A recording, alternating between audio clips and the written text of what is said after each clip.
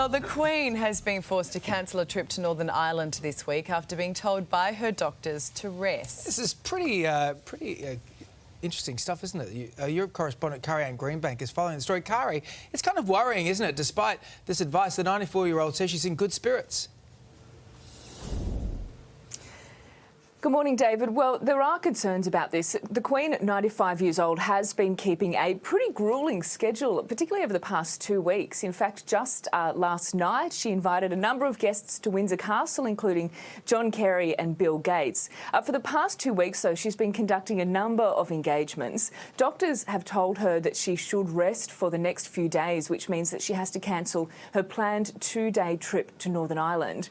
Now, Buckingham Palace isn't saying exactly what the medical issue is, just that it is not related to COVID-19. The Palace has released a statement which reads, "The Queen has reluctantly accepted medical advice to rest for the next few days.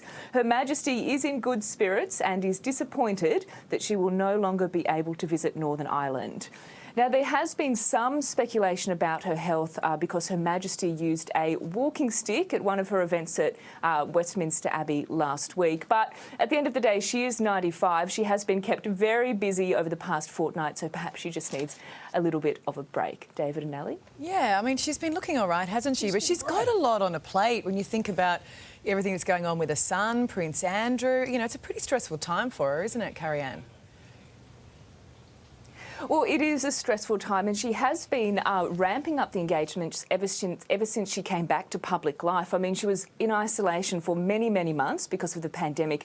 Then she endured and grieved through Prince Philip's passing. Now she's at this stage where she really wants to reconnect with people. She really wants to re-engage in public life. But again, she is 95 years old. COVID is an ongoing concern. She is fully vaccinated. Interesting to point out, though, at a number of recent engagements that she's been at, she is no longer wearing a mask. Of course, that's not a factor in this situation, but it is something to consider going forward. Look, it's hard to keep a good Queen down. I think that's what the saying is. We're sending her our best wishes, aren't we, this morning? She'll be back. Thanks, Kari.